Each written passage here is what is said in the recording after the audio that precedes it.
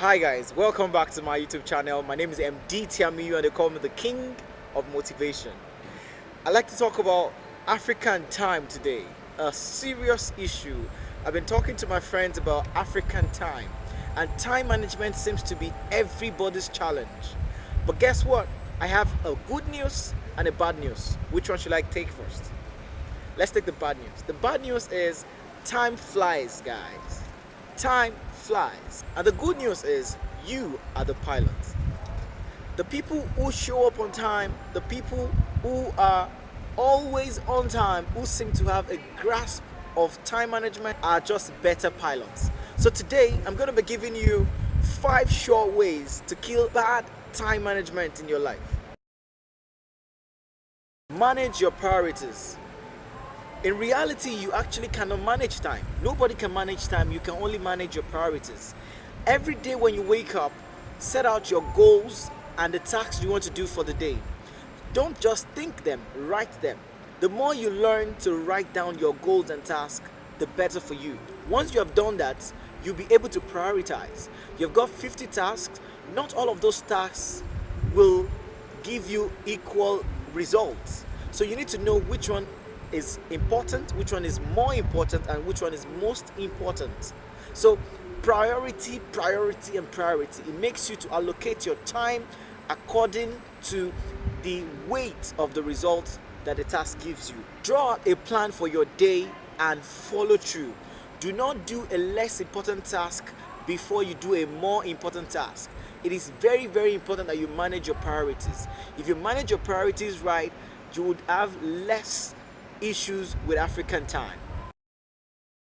Delegate, delegate, delegate. You see, it's a very, very good strategy for you to give away the task that somebody else can do on your behalf. Whatever someone else can do, let them help you do it. You're probably killing yourself right now trying to get something done that somebody else can get done faster and better. Do not put all of the burden of your task on you. Ensure that you delegate and you only get to do the tasks that only you can do. Every other task that someone else can do, let them do it. Learn to communicate to people and find what their priorities are too, so they could help you work out some of your tasks. I need to take a sip right now.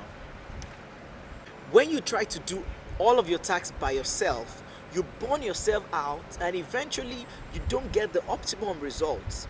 When you share the task, they say that a shared problem is a solved problem. Poor people save money at the expense of time, while rich people save time at the expense of money.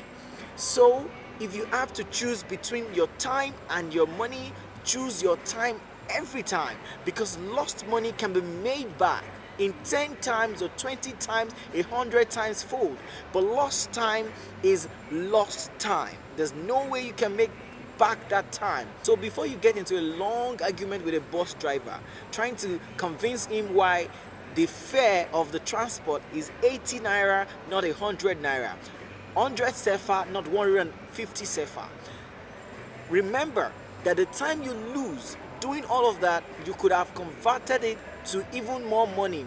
Yes, the driver may be trying to cheat you on 20 naira, 50 sefa, or $1, but the equivalent amount of money you have probably lost in that 30 minutes of waiting at the bus stop and trying to argue out and save yourselves 20 bucks, you could actually have made $20,000 or 20,000 naira within that same time span. So every time you have the opportunity, choose time over money.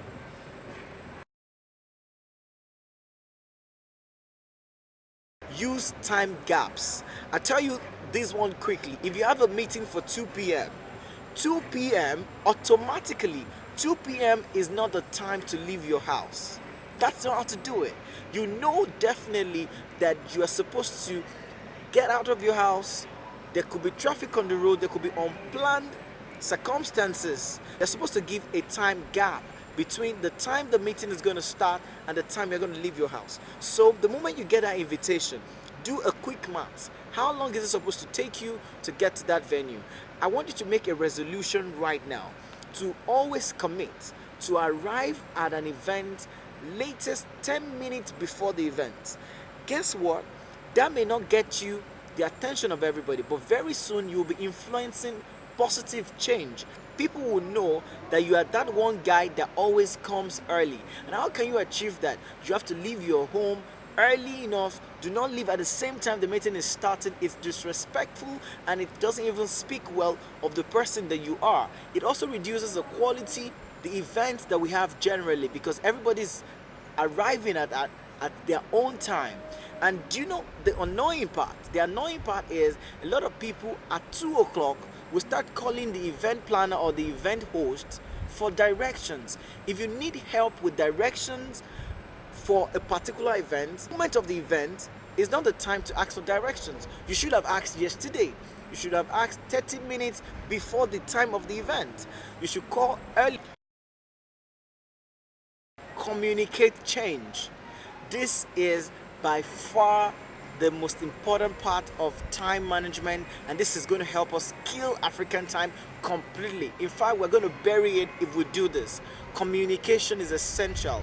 If something changes on your schedule, if something changes about your timing, communicate. Send that text message, make that call, send that email and say, you know what, I'm going to be late for 15 minutes. I'm going to be late for 5 minutes. Or something has changed in my schedule. I can't even come again.